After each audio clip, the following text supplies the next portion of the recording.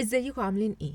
القلايات الأرفف تميزت وانتشرت جدا في الفترة الأخيرة. من أهم أسباب انتشارها بشكل قوي إن حجمها كبير وإن ليها مميزات كتير، زي إنها بتشيل كميات كبيرة جدا من الطعام، مثالية جدا في العزومات والوجبات الكبيرة، مناسبة لأسرة عددها كبير مكونة من 6 أفراد أو أكتر.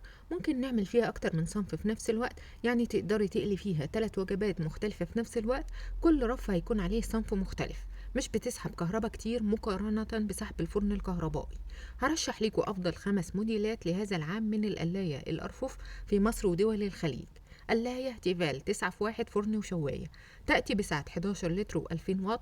أهم مميزاتها خامة عالية، تقفيل ممتاز، تأتي ب7 ملحقات إضافية مثل رفين، صينية بطاطس، شوكة شواء الدجاج مع مقبض الإزالة، صينية تجميع الدهون، طبق الشوي مع مقبض قابل للإزالة. التحكم بها ديجيتال عن طريق اللمس. بها 8 برامج معدة مسبقا مثل برنامج البطاطس، برنامج الدجاج، برنامج اللحوم، برنامج السمك، برنامج البيتزا، برنامج الكيك، برنامج تجفيف الخضار والفاكهة، برنامج الشوي.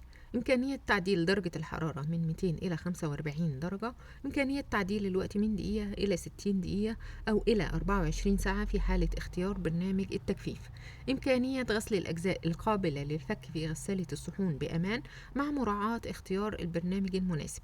تأتي بشبكة شواء للحصول على نتائج مثالية في شوي السمك واللحوم والدجاج والخضار.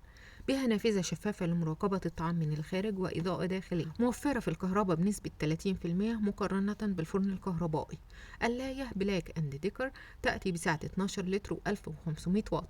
أهم مميزاتها خامة عالية وتقفيل ممتاز، تأتي بملحقات إضافية مثل الأسطوانة الدوارة، سلة كبيرة للطعام بسعة 4.2 لتر، شبكة منفصلة، صينية تجميع الدهون، شوكة شواء الدجاج، حامل شوي الدجاج، مقبض لإزالة الأسياخ. التحكم بها ديجيتال.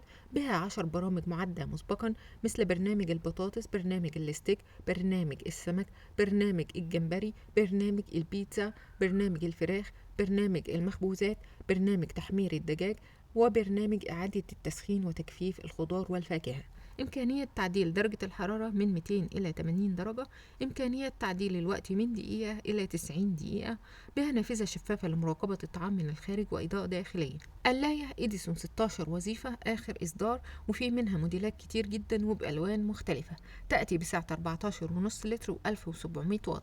أهم مميزاتها تميزت بوجود سخان سفلي وسخان علوي، وده هيفرق شوية في تحمير الطعام. إمكانية التحكم في كل سخان لوحده، يعني تقدري تشغلي السخان السفلي لوحده والسخان العلوي لوحده. تعتبر 3 أجهزة في جهاز واحد، قلاية وفرن مايكروويف. بها 16 برنامج معد مسبقا، منها برنامج تجفيف الخضار والفاكهة وبرنامج فك التجميد. تأتي ب11 نوع من الملحقات الإضافية مثل السلة الشبكية لوضعية الدجاج المصبي، الشبكة الدوارة، قفص الشرايح لجميع أنواع البرجر والستيك وطهي الخضار، 3 رفوف معدنية، سيخ شواية الدجاج والأسماك، صينية تجميع الدهون، قالب الكيك، مقبض الإزالة. بها نافذة شفافة لمراقبة الطعام من الخارج وإضاءة داخلية. قلاية نيوتري كوك الفرن، تأتي بسعة 12 لتر و1800 واط. أهم مميزاتها تأتي بملحقات إضافية مثل 3 شبكات منفصلة، شواية دجاج، السلة الدوارة، صينية تجميع الدهون، مقبض لإزالة الأسياخ، غطاء حماية، 10 أسياخ ورفين ليهم، شوكتين شواء. التحكم بها ديجيتال عن طريق اللمس. بها 9 برامج معدة مسبقا مثل برنامج البطاطس، برنامج الدجاج، برنامج السمبوسة، برنامج الكيك، برنامج الستيك، برنامج السمك، برنامج البيتزا، وبها برنامج تجفيف الخضار والفاكهة وبرنامج الشوي. بها نافذة شفافة لمراقبة الطعام من الخارج وإضاءة داخلية. قلاية كينوود الفرن، تأتي بسعة 11 لتر و2000 واط. أهم مميزاتها تأتي بملحقات إضافية مثل 3 شبكات منفصلة، شواية الدجاج، السلة الدوارة، صينية تجميع الدهون، مقبض لإزالة الأسياخ. التحكم بها مانيوال عن طريق بقر. بها نافذة شفافة لمراقبة الطعام من الخارج وإضاءة داخلية. الترتيب ده كان من حيث الأفضل في الخامة، لكن لو جينا نرتبهم حسب المميزات هنحط قلاية إديسون أول واحدة لأن ليها مميزات كتير، أهمها وجود سخان سفلي. وزي ما عرفنا مميزات القلاية الأرفف، لازم نعرف عيوبها كمان. من عيوب القلايات الأرفف إنها بطيئة مقارنة بالقلايات الدرج، وإنك كمان بتحتاجي تبدلي ما بين الأرفف، بتحتاجي تنزلي الرف اللي فوق تحت وتطلعي الرف اللي تحت فوق عشان يكون التحمير متساوي. بتمنى تكونوا استفدتوا من الفيديو، ولو عندكم اي سؤال سيبوهولي في التعليقات وهرد عليكم فورا.